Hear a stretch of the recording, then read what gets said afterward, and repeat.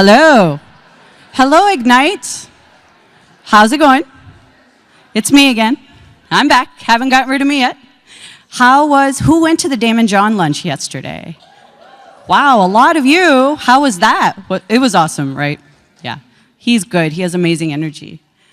Okay, so I am going to make you do another exercise because I have a microphone. So I'd like for everyone to think about their core values. And that sounds really fuzzy and annoying. So we're going to do it in an organized way. Here's how I think about values. You think about someone in your life who you really admire, role model per se. They don't need to be someone you talk to every day, but they embody a characteristic that you so admire. And once you identify that person, think about what is it, that characteristic. Because generally, that's something you have within you that you want to amplify or something you want to develop. So I'll give you an example that everyone knows. So Sheryl Sandberg, right? She's a wonderful person. She has a great shoe collection. Is that what I admire about her? No. What I admire about her is she's a billionaire. She has a really important job at Facebook. She does not need to do lean in. She does not benefit from lean in. She just gets a lot of people yelling at her. Now, the characteristic there is courage, right? The courage to stand up and talk about something that honestly we may not agree with, we may not like. It's a hard conversation. She doesn't need to have the conversation, but she is having the conversation. So for me, I always want to be the person who's having a conversation I don't need to have. I have no skin in that game really, or very little skin in the game, but I want to have it because it's important. I don't know what the word is for it, but that is a value that I want to embody. So I'd like for everyone to think about that role model and that value and think about how you can start to build up that value within yourself, because then you too will be a role model to somebody. I would like to introduce to you one of my role models, Erin Chapple, right there, who's going to be the moderator of the panel today.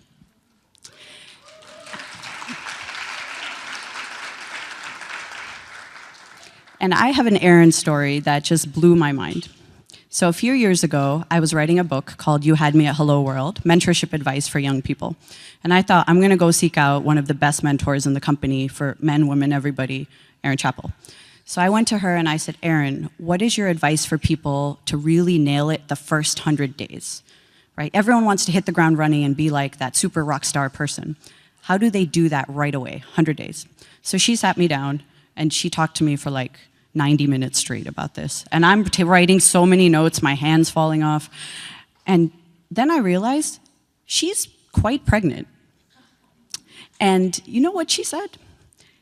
Anytime you want me to read something, just send it over. I'm like, Erin, you're quite pregnant. And she said, right, so what?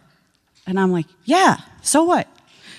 So she's quite pregnant, she goes away on leave, and she comes back into a director position. She was a manager when I talked to her that time. And I said, Erin, what happened? She said, you know what? My manager had gone away, her manager was on vacation, and she filled in for him. And then she had a good conversation with him when he came back saying, I liked filling in for you, I would like your job, please. And when he decided to move on, she got his job while on maternity leave. How much of a badass is that? Badass, yes. So the value that I so appreciate about Erin is similar to Sheryl's. Courage. She had the courage to ask. She had the courage to say, you know what, I like this. I'm female and I'm ambitious, so what? Yes, I'm going on maternity leave, but I still want your job. That's amazing. Since then, she gave me the courage to go randomly ask VPs for stuff all the time. Like, can we do a selfie? Can I interview you? Can I have money? So now I do it all the time. I do it all the time, and it was because of that conversation with Erin. And I never told you that story, and I'm sorry. But today, she's going to be moderating a panel with some amazing other role models. And I'm going to go ahead and hand the mic over to her, or I will never leave this stage. Thank you so much. Do the values exercise. Thanks, Donna. Oh, sorry, you're mic'd up. I'm sufficiently embarrassed, but thank you, Donna. It is my pleasure to be here today to host this panel discussion with 5 amazing women from both within Microsoft and across the industry. And so with that, if you all would come up and join me on stage, we have Lorna, who is the VP of Global Alliances from IBM, Joy Chick, who is the VP of Identity from Microsoft, Ann Johnson, the VP of Enterprise and Cybersecurity at Microsoft, Annette Rippert, who is the Senior Managing Director at Accenture, and Tara Roth, the VP of Customer Success at Microsoft. You can sit wherever. Follow in order so at least all of you don't have to remember what all the titles are. So if you guys would like to take a seat. Joy, sit beside Lorna, Joy. Perfect, Anne, sit in the middle, awesome. There we go. Okay, give them a round of applause. I promise that was the hardest thing you'll have to do. All right, feel free to have a seat. I know, I was told you were going to be here. You weren't addressed. As Donna mentioned, my name is Erin Chapple, and I am currently a general manager in the Windows and Devices group. I lead a team that delivers the base technology within Windows Server. So the kernel, the hypervisor, our container subsystem, our storage system that ship on everything from our HoloLens devices to Xbox to PC to the server. And so that's just a little bit of context on me I like to share because you need to kind of know a little bit of the street cred of who you're talking to want to realize if you want to listen to things I say or go, oh, yeah, she doesn't know anything about that.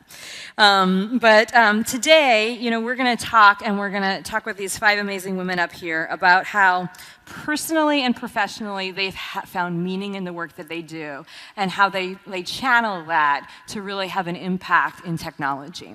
And so I don't know if you share this sentiment, but I think this is probably the most exciting time to be in the technology industry. We are going through such a transformation.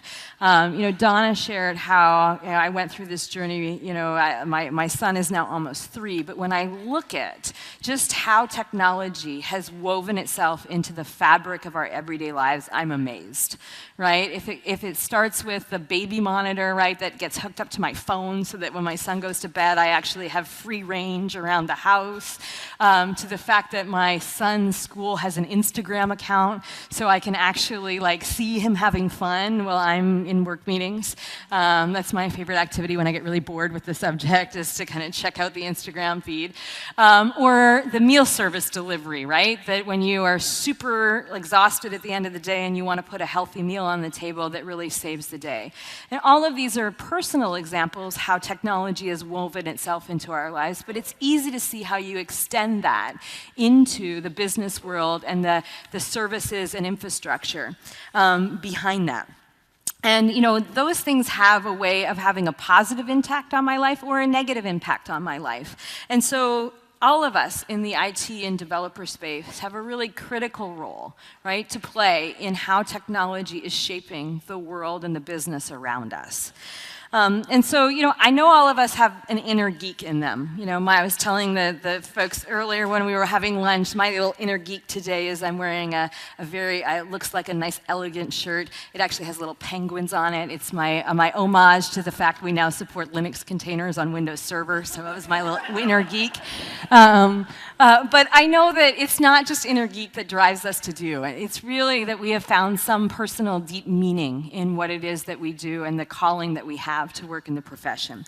And so I thought we'd start the conversation today to learn a little bit about these remarkable women that we have in front and what motivates them to bring their best to work every day and how they really channel that energy into the role that they each play in the technology transformation we have ahead of us. So I thought I would start with Lorna. Lorna, you have been at IBM for over 25 years. Which is just amazing. And I think that it provides an amazing perspective if you look at both personally your leadership journey, but also the fact that IBM has reinvented itself many times along that journey. And so I was wondering if you might share with us what keeps you passionate about where IBM is today and its role that it plays in the industry, and then how do you channel that into the personal transformation that you're leading? Okay. So first, I want to thank Erin and her staff for inviting me to be here today. I'm a huge advocate of women in technology, so thank you so much. So as she said, I'm really old. I was part of that STEM group in the 80s. I was literally 20 years old when I got an internship one summer between my sophomore and junior year at IBM, and they actually hired me on early, helped pay my last 2 years of college, and I started off as a systems programmer in the database area. In the early 80s, that's when we still had the mainframe kind of database, but I got an opportunity, because I was working in Silicon Valley Lab in San Jose, California, to work with the founders of relational database, Dr. Codd and Chris Date. So, right there, the passion just kicks in. I mean, how cool is it to start with the people that started this? And if you follow information management over time, the last 30 years, relational database was one major theme, and then it was data warehouses, and then it was business intelligence, and then it was content management, data analytics. I mean, it has been, many, many technology trends in and of itself, and today it is, with cognitive, so prevalent, right? So that offered me an opportunity every 2 to 3 years, really changing job roles. I actually went from a system programmer and I went out because, technology is only technology, but only when it's adopted by our customers does it really become then solution and revolutionary, right? So I quickly turned into our field sales organization as a technical systems engineer. And I went on the road with these two wonderful founding fathers doing road shows all over the world. And again, that allowed me to keep evolving and more passion. And it caused my career to also move onward as you go up the management chain. You go from West Coast to East Coast because that's where our headquarters is, and then I did Wall Street, and I did North America, back to headquarters. Anyway, I've had so many opportunities, and now what is 35 years with IBM, I'm a lifer, and I'm delighted to tell you I love the technology. I love to see how things have changed, and the faster the better for me. That is who I am. Now you asked me what that role is I was doing today transformationally. Again, I feel very blessed because I get to take what I think are the two best technology companies in the world, and that's Microsoft and IBM, and I get to do very cool business development with both of them, right? I'm taking the assets of both of these companies, again, with a customer-first lens, with a very strong industry lens, and we're, making it out there with the customers every day together. Fabulous. So thank you. Well, I think that's actually a great segue. I think I'm gonna go to Tara next. And Tara, you've been with Microsoft for a similar period of time, and in your current role as VP of Customer Success, you really have built up a reputation of putting that customer first and kind of really engineering what needs to be success. And we know our customers are at the heart of this digital transformation that we're driving today. And so if you might share a little bit from your perspective about, what are the current customer expectations, and how do you think about, really mobilizing the industry to be able to deliver on those expectations? Well, I want to start a little bit, too, to give a little background before I dive sure. into the specifics of today's industry trend. And what really drives me around being in the technology space is my parents ran a small business when I was growing up, and to see their business really transform when we introduced technology into their small business. And I was just home this past weekend visiting with them, and one of the industry trends that I'm seeing broadly at the company, but it was also really fun to see it while I was there in person, was to see the mobile space really taking off and how important it is for us to be able to keep up with those demands now of the expectations of the end users in all of these different business settings. They want things fast. They want it, they're not going to have a lot of patience for things that don't work. They want that simplicity. Also mobile devices being introduced everywhere, and the need to make sure that people can bring their personal self into their work environment. So that trend has really been a change for us. I work on the Office 365 team, and just a lot of emphasis that we place on that shift in the industry and really making sure that we're doing everything we can to make things simple for the end users. Wonderful. Thank you, Tara. So Joy, I'm going to kind of move to you next. You're in your role as CVP of Identity within Microsoft. You have a front seat to the change that's happening, both on the IT and infrastructure side, but also from a developer space.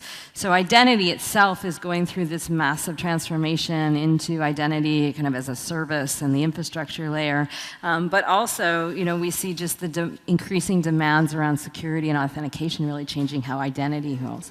How do you maintain your own sense of identity within your organization and then use that, right, as a way to help with the mission of your organization? Thanks, Erin. So I've been Microsoft for like almost 20 years, but I might look pretty old. But to keep myself young, I decided to do adult braces. So I look now like I can impersonate as if I'm a teenager. Maybe that's how You're even wearing your sneakers today. And I'm wearing my sneakers, so that's how I keep my identity. Just joke. I took on the identity role actually almost exactly a year ago when Scott Guthrie at the Ignite in Atlanta last year asked me to take on this role. Being like I was asked, especially for people not in the tech industry, what is my job? And so I was trying to, if I try to tell them, oh, it's an Azure Active Directory, Microsoft account, that may or may not be able to say, okay, so what that is, And I kind of distilled down to, okay, I'm actually the gatekeeper for Microsoft, all products and services. And then people are like, okay, now I get it, And so for me is knowing, running the most critical services, or if not one of the most critical services for Microsoft as well, all product and services, as well as just for our customers. Just both the responsibilities and the weight. I definitely feel it. My team feels it every single day because, at the security session, we talked about, they're just the cyber attack and security is top of mind in everybody's mind. And for me, it's more of like, how do I keep myself grounded is you kind of have to take a breath, knowing that every day there will be the things so often I'll be going to work or at home, there'll be things that unexpected happens. And then now it's just about life site or services or customer issues. There's a broader at the global world stage where these geopolitical or nation state sponsored attack and such. But I think we all need to, for me, it's how do I be grounded?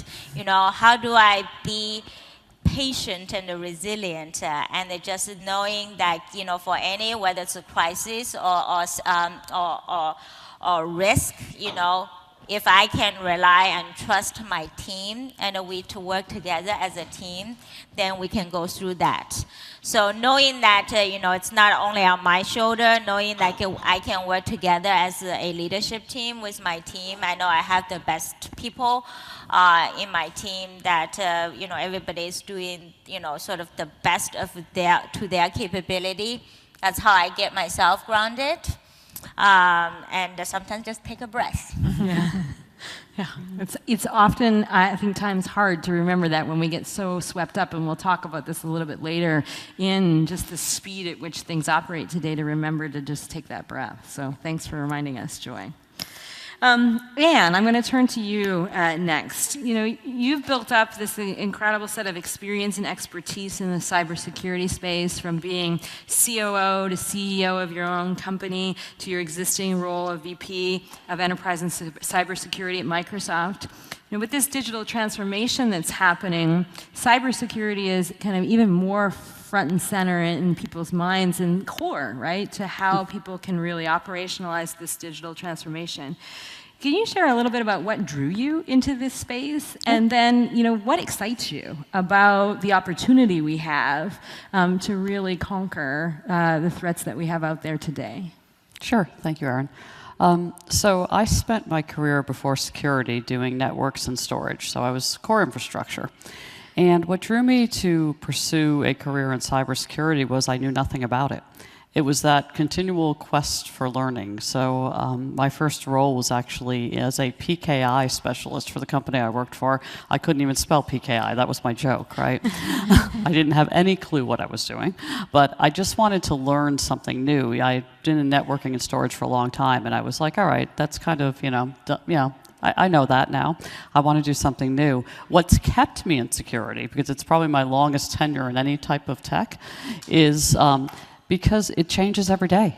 It changes every single day. And as I look at the security industry, when I started in the industry in 2000, we used to joke that people spent more on their IT coffee budgets than they spent on their IT security budgets. When I look at security now, I can't get through a conversation with a customer about anything without talking about security. We like to say that nobody contemplates digital transformation without it being secure. You're not going to change your business. You're not going to go to new markets or new customers without it being secure. So the fascination with security now is it's always changing. Joy talked about nation-state attacks. There's all different kinds of actors out there. It's something different every day. So for me, as somebody who really embraces that continual learning, it's really just a fascinating field for me to be in. Wonderful, wonderful. I think you can see some themes, right? Starting to kind of thread through around the customer and the learning and the opportunity to be able to kind of really make your mark and take this thing you're passionate about and land it in that digital transformation. So, Annette, in your role as Senior Managing Director, leading a team of growing technology professionals that really their job is to help the customer through this digital transformation, you have a front seat to both the opportunities but also the challenges that exist. And so, what do you see as some of those, key challenges that customers face today? And then how do you make sure that your workforce stays ahead of that and can really be in a position to help lead customers through that? Sure, good question. And thank you as well for having me here today. So, I am responsible for a technology organization across North America. So it's a very large organization. And in working with our customers, I think one of the things that's very important that we see is that as everyone is moving to be digital, what we see now is that technology now is part of the core product offering of many of our companies. The biggest industrial companies, you see it in commercials every day, are integrating technology to be a part of their core product offering. So what does that mean? It becomes now technology, instead of being an enabler for us to do a job or supporting the back office systems of an enterprise, now is actually part of the core product development cycle, even for industrial products. I'm using that as an example. And so I think that what I see is that with many of the senior leaders, they can envision the digital differentiation that they want to create, the digital future that they want to have for their organization, and then they turn around and what they talk to me about is the fact that they're very worried that they see their journey, but they don't understand how they can bring along their own workforce to be technically qualified enough to be able to support the pace of that change. And with all of the new products that all of us are inventing every day, how do we keep our workforce current in being able to bring that technology to bear at the same pace that that competitive differentiation requires? And so I spend my time thinking about this. At Accenture, we have 411,000 people. So it's a very big workforce, and we consult at the intersection of that business strategy and technology. So staying on top of what's current in the digital domain is critical. And one of the things that we faced is the same thing that every one of our clients is facing.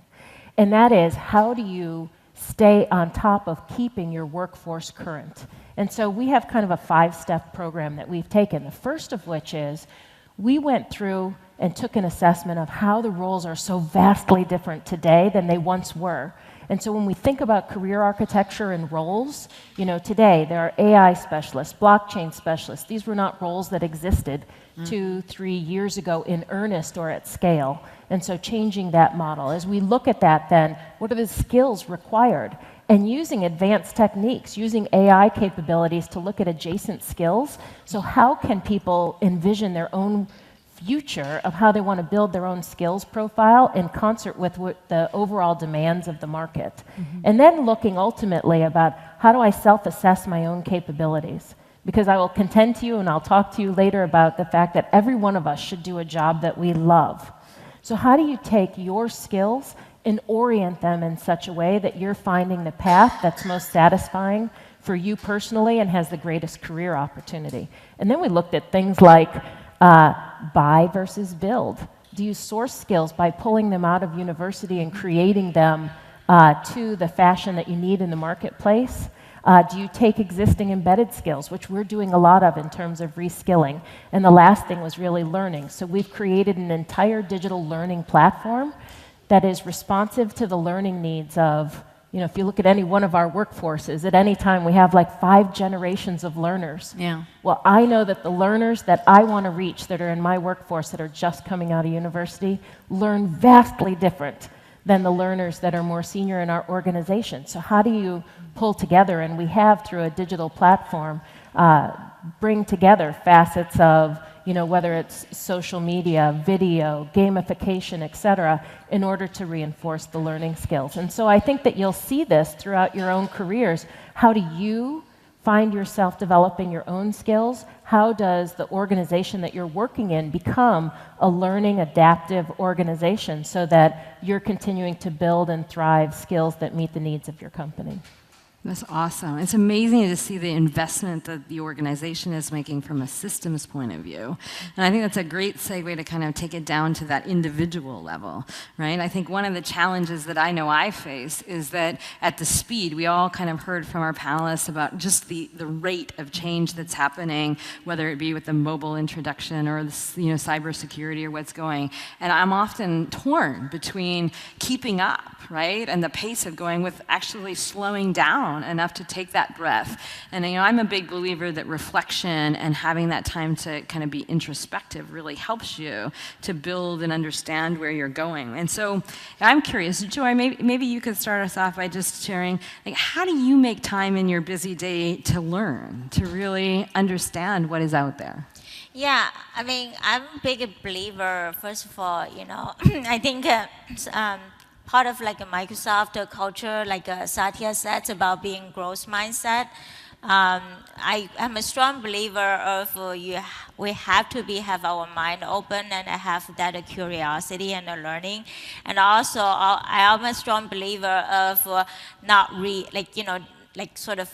don't need to reinventing the wheel. There's always things that we can learn from others, whether it's others in the company or our competitors, our customers, our partners, in terms of what the things can do better.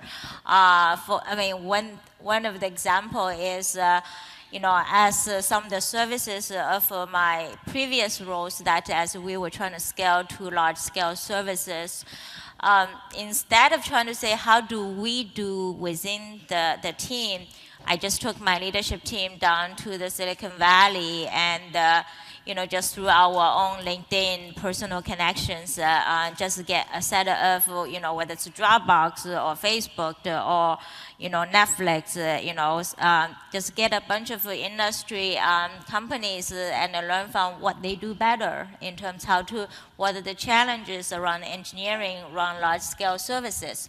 So to me, it's the learning process that, be that curious, and also be okay to say, I don't know all the answer. Sometimes might feel a bit insecure to say I don't know the answer, and I think it's okay because that's how we actually learn and how we improve. Yeah, wonderful. Lorna, are your strategies or mindset around this similar to Joy's, or are there different tactics that you employ? Yeah, a little bit different, I'd say. I work for a firm that believes in education. It's pretty mandatory. We all must put in at least 40 hours a year. And there's the budgets and the training and things like that set out for us. But I have personal goals way beyond that. I probably do at least 4x that. I spend a lot of time on planes. I think a lot of us, come in there with a lot of material and then we leave with a lot lighter load. But I read a lot. I'm passionate like Joy when it comes to the learning and the collaboration, things like that. But conferences like this, I find phenomenal. It's the education and it's the collaboration and the networking. The industry conferences, I highly suggest too, whether you're retail and doing NRF, SIBOs for finance, HIMSS for health. Those are another great set of conferences and leadership kind of meetings that you can get into and learn a lot. Wonderful. So with all of these information sources that exist out there and kind of the finite time that you have, one of the things that I also find challenging is just how to focus my time to maximize the impact, right? You have that 4-hour plane ride, or you have that, train trip down to the next city. How do you know, what to focus your time on in order to weed through this information sources? So I'm wondering, Tara, do you have any tips or strategies for how you maximize the impact of the time that you have? Yeah, so I guess I try and do a diversity of things, but I'll just take an example of when I'm looking at our investments that we're making and how we want to point our engineering team to focus. We tend to look at the customers as our source of inspiration, and we look at that in a couple different ways. One are events like this, personal connections, getting really in-depth understanding of customers and where they're trying to go. And then also, we have invested very, very heavily in our products to collect telemetry data so that we can also look very broadly at our customers and where they're using our products. And so it's been a huge shift for the company with Satya coming into his role, and I think a very good shift for the company to focus a lot of our energies now looking at what our customers are actually using and really trying to understand that deeply so it can inform where we put our future investments. And one of the big cultural changes I've noticed at our company is it used to be that we would celebrate shipping. We even had this thing called a Ship It Award, and now we've transitioned away from that, and we're now focused much more on not just shipping something new, but are people actually using it? And so for me, really spending a lot of time looking at that data and trying to understand the patterns is another place that I spend my time, in addition to events like this, where you get a much deeper connection with the customers. Yeah, so you're in some sense using the digital transformation itself as fuel for how you think about where it is that you're going. So. I talked a little bit about the best sources of learning being your own experiences. And so I think building time for me personally to reflect is critical, because if I just keep doing the same thing over and over again, right, you're making, in some sense, the same mistakes, and you're not really taking a step back and celebrating the successes, but also, learning from the things that you might want to jettison out of your repertoire, so to say. And so, Annette, I wonder if you might share with us, how have you incorporated reflection into your own practice? And can you give us an example of what you might do? Sure. Well, I think, all of us are challenged for time, and we were talking about how much we all like to learn. So we like to read. We have a lot of other things, family. I have 5 boys. There's a lot of things that challenge you for your time. But I think one of the most important things that we do is thinking about how we learn from our experiences. And so when we were talking a little bit about this, I started to think about, when do I really reflect? When you are preparing for a session just like this, or I speak a lot, either to our people or externally, and you're thinking about, well, when I speak to an audience, what do they want to learn from me, from my experiences? You're immediately in that place where you're reflecting on, what did I learn from others? What did I learn for myself that I want to share with someone else? And so those moments of reflection, that works for me. I think the other thing that's really important, I happen to have, every 2 weeks, a period of time where I sit down for 2 hours quietly and think about where am I on what I had set out to achieve for my business. I do it because I have to generate, a report that talks about our progress. But in that time, I really take a chance to take a look at what my own personal goals were for the softer things that I'm trying to develop. So it's not only about my P&L or my organization's productivity, but it's also, how have I taken and moved an organization strategically to what I wanted to accomplish that year? And that's the thing that I think we all miss the opportunity to do for ourselves. How are we achieving the goals that we set out for ourselves or for our organization? So I would encourage you to latch on to one of these kinds of events that you have in your regular life that's at a cadence, and use that time to do that self-reflection. That's what I've found to be successful. I mean, I think today was a great example in some sense with Donna coming up and sharing. I had no idea that the impact I even had through mentoring had that, and yet the preparing for this conference gave you that opportunity to step back and reflect and see, what is it that you really are, what impact are you having? So. Anne, would you might also kind of build on what Annette is saying and share an experience where you had reflection and maybe one that had a learning that came out of it, and what caused that to happen? Sure. So, like everyone up here said, I love to read. I'm passionate about reading, so I do a lot of that on the plane. Lorna and I were talking about that. As a matter of fact, I'll be reading Hit Refresh on the way back to Redmond. I just downloaded it. Anyway, but as far as reflection goes, and this may sound funny, but it's sort of intended to be, but in all seriousness, there's only 2 times that my device doesn't, distract me, right? That's when I'm flying and when I'm in the shower. So I do an awful lot of reflecting in the mornings, right? I do an awful lot of thinking as I'm getting ready to go to work or to encounter my day. And I will tell you, my team will say the worst words they hear when I walk in the office are, I was in the shower this morning and I was thinking. Because that usually involves some type of tasking for them, unfortunately. I was thinking, and as I look through, and I tend to be an overanalyzer anyway, so as I look through things, I will tell you that a reflection probably in more recent history is that in talking about how we go to market around security, that it was occurring to me that we were reflecting from a very Microsoft-centric lens. When we're talking to customers, as I looked through the presentations and some of our messaging, that it was a very Microsoft-centric lens. And I actually said to Julia White, I said, we don't sell security to customers the way customers buy security. We actually need to get outside of ourselves and actually go back into the industry and get some feedback and think about how we're going to reorient that messaging to be speaking the customer's language, to also just be talking in ways that solves their business problems instead of, we have brilliant people at Microsoft that can talk about any piece of the technology. I mean, I never doubt that, by the way. But we weren't talking it in the context. We took security to that super technical place, and we weren't actually putting it in that construct of business problems. So it was a learning for me because I was even doing the same pitches, right? And they just weren't landing as well as I liked. So I would spend a lot of time thinking about it, and Julie and I and a lot of other people, by the way, put our heads together and said, this is kind of what it should look like now. Yeah, I think that's a great example of how you get so caught up in the moment and what you're doing and trying to keep up, that if you don't build in that moment for reflection, you won't have that aha, right? Mm-hmm. And so what I love about what all our panelists have said is they really have taken structure and kind of some routine and use that as a way in which that they create that space, both for their learning but also for that reflection time period. So that's a tip I'm going to take away from our conversation today. So our conversation so far is centered more around you as individuals, right? What your passion was, what brought you into the work that you're doing, how personally you manage kind of your time and learning and reflection. But most of what we do is about people, right? It's about connecting, whether or not that be connecting with customers, connecting with other teammates, connecting with ideas that power innovation. And so if we start with the idea that innovation rises out of connection, right? That it's a result of connection of ideas, of concepts, of problems, of solutions that really power it.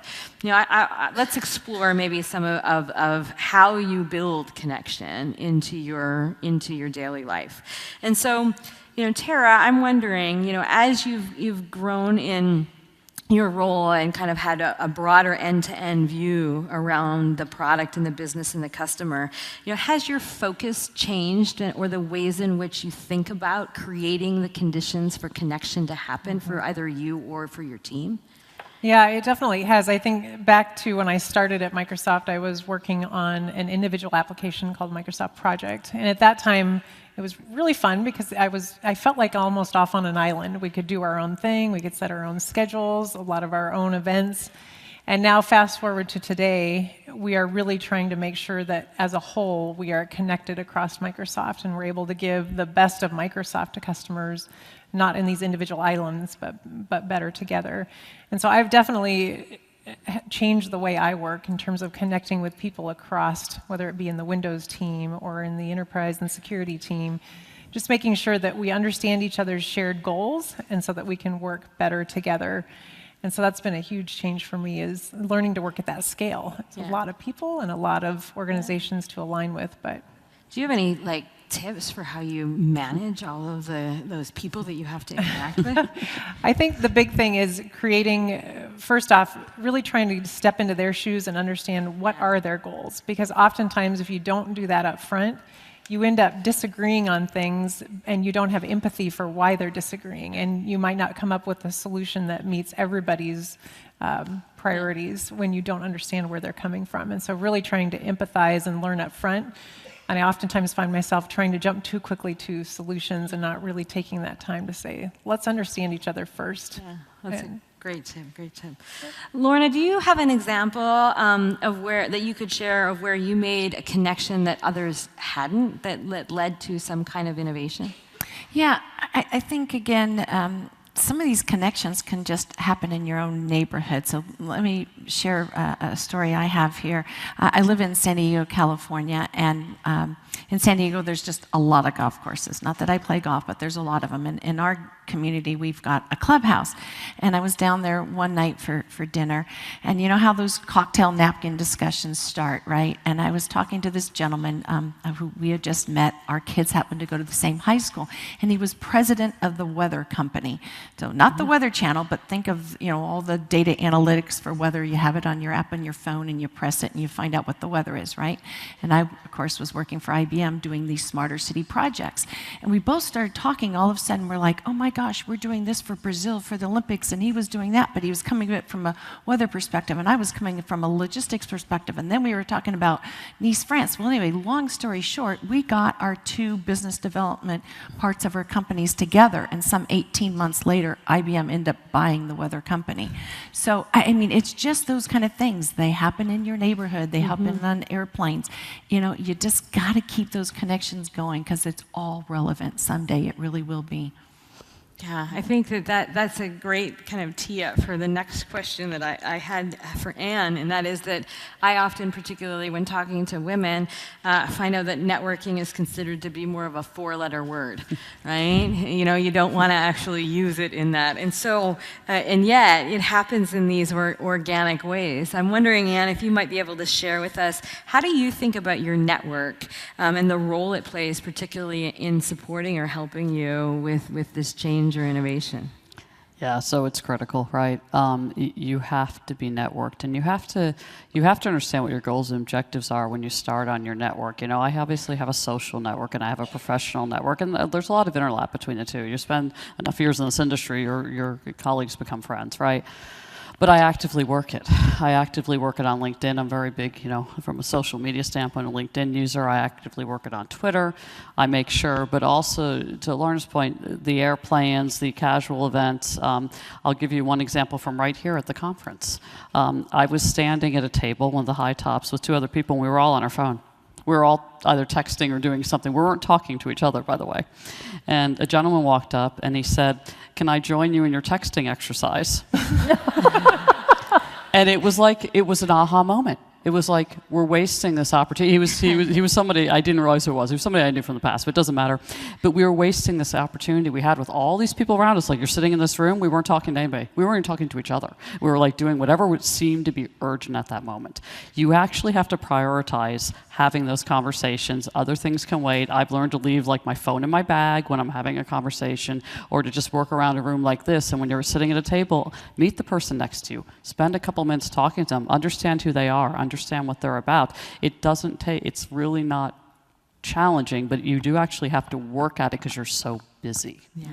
And so I'm going to remind you all, everybody that was here yesterday for the lunch, Donna gave you an exercise, and that was to meet somebody new, right? To find out what it was about them, and then to go schedule a follow-up on your calendar out a couple weeks or a couple months from now to loop back with them and check in with them and see. And so don't forget to do that, because that's a great way to keep track of the people that you meet at conferences like this.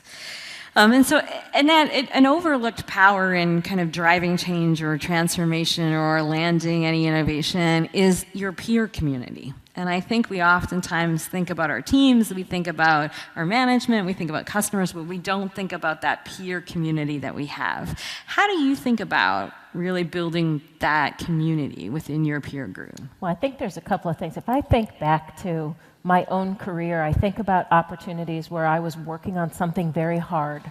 And when you work on, think of a project that you've worked on that really was something that was challenging for the whole group. You know, you worked with people who were either peers in your company, you worked with people who were vendor partners that were there, you worked with people who were industry consultants who came to you as, you know, single individuals for expertise.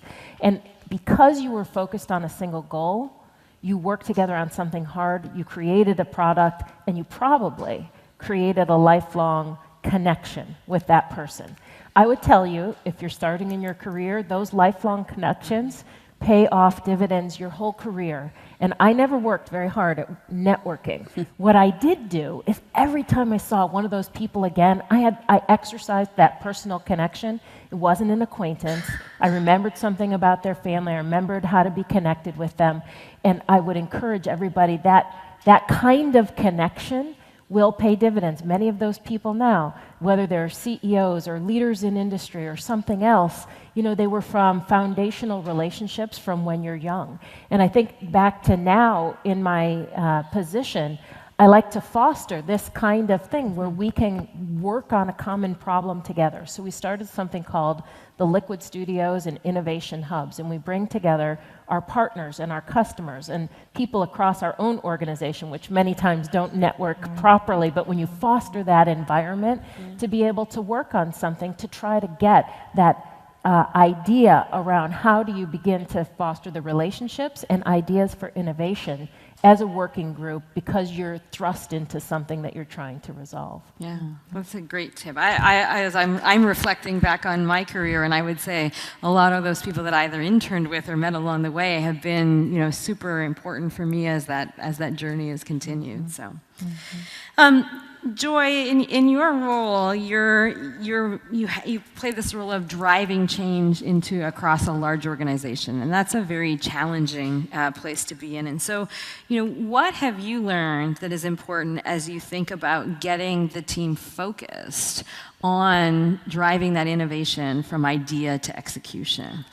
Yeah, I think it's the clarity, you know, how to really be able to drive clarity and to drive that focus, and just the shared goal. I think leaders sometimes we don't do enough in terms of, you know, be able to communicate what is really critical, what's really important. Often, you know, we ask ourselves to do a lot of things. We've been asked to do a lot of things, and but we don't do a good job of the things we said don't do, and how to say no. So be able to prioritize and drive clarity to the team. And explain the why, you know, especially, you know, I have driving the different changes throughout my different jobs with the team, sometimes really hard messages. And often I find is if I can be able to explain why am I doing it, and as well as I think from the people perspective, really care about, you know, like, I think with the best quote I've ever heard Satya said is, you know, even though a lot of people, everybody likes changes, they only like the changes happen to the others. Once the changes apply to yourself, nobody likes changes. I think if you ask yourself truthfully, we can all admit that. And so knowing changes is hard, and be able to just openly be able to confront that and acknowledge that, and hear, hear my team to say, you know, and explain my own journey in terms of what's hard and what's easy. Be the authentic of myself, you know, and be let your team be the authentic of themselves. But do really drive the clarity and communicate the focus and drive that what's important and what's not and how to say no. I think that helps. And the change is a journey. It's not just a state. So it takes time and it's iterative. So because at the end of the day, we're treating each other as human beings and not just a set of projects. Yeah, and that clarity in some sense creates that purpose that we talked about in the beginning and really starts to bring that connection together, so.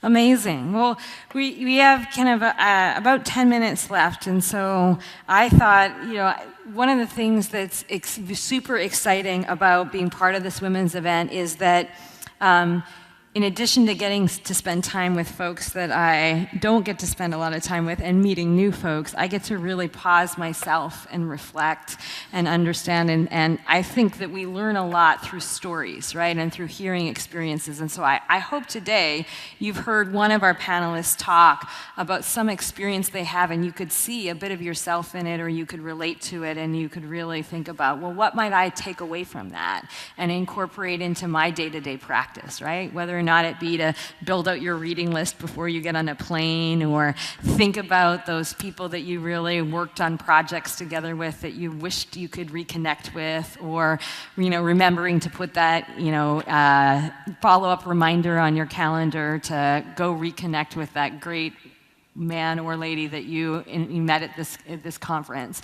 And so just to kind of help you in the audience maybe get some ideas about what one thing you might be able to take away from here, I thought we would just kind of start with Lorna and come across the panel. And if you could just share one parting idea about how the audience might think about either finding more purpose in their life or increasing their impact, or really getting that blend of personal and professional satisfaction with what they're doing. Since this is predominantly an audience of women, but it could be true for men too, I would just say, every day you get up, just be true to yourself. I think we as females especially don't always think about that, right? And life is more challenging. Many of you are mothers. You're, taking care of older parents. You're working some awesome long hours from some great companies. But just be true to yourself. Take care of yourself.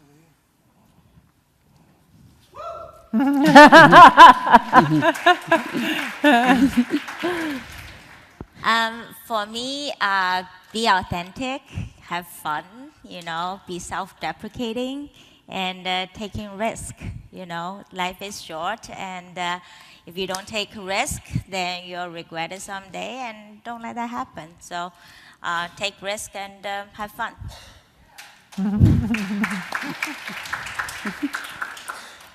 I think in addition to what Lorna and Joy said, which is phenomenal, it's don't forget, we spend an awful lot of time, we talked a lot about reading and work and how you become better at your career and networking. Don't forget to take care of yourself as a person in your personal life too. Spend as much time and focus on what you need personally. Maybe you need to read a book personally and weave that into your reading habits. Instead of just focusing everything on how I can improve at work, make sure you're focusing equal time on making sure you're really satisfied in your life outside of work, because that's what's going to truly make you happy, is having good balance and focusing on both. Mm-hmm. Yeah. I would say, and I said this earlier, I think it's so important to think about the things that you're doing and do the thing that you love. Right? Work can be work, but work is less work if you're doing something that you love. So listen to your heart. Don't do what you think someone else is telling you to do or where you should be, but find the thing that makes you happy and pursue that path. And when you're on that path, I encourage you to self-advocate and ask for what you want. We talked earlier about the job that you asked for. I actually think it takes a lot of self-reflection to know that is the thing I want, and therefore I am going to ask for it. So take that time to listen to your inner self, whether it's through caring through yourself or, identifying what you love, and take the time to put that first. So do what you love. Yeah.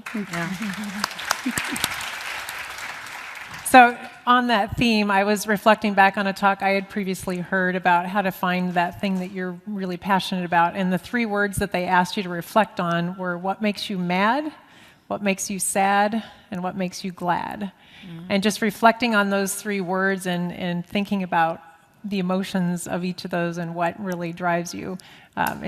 For me, it was a helpful exercise to think through what drives for myself. Wonderful. Yeah. Well, Yeah. I'd like to just extend a heartfelt welcome or thank you to the panelists today for spending the time out of your busy way to help share your knowledge and your perspective on it. And then I'd like to do a huge shout out to the audience. Thank you for spending your lunchtime with us. Yeah, thank you. And with a schedule as packed as Envision and Ignite, I know there were a lot of options that you could have chose to do over your lunch, or you could have retreated and done your texting or your email or whatnot. So I want to applaud you for the fact that you have spent an hour focused on you and focused on getting your reflection time and understanding what it is. So you've already taken that first step. So I hope you will take something out of today's panel and take that back and weave it into your daily life. And so with that, please enjoy the rest of the show. Yeah. Okay.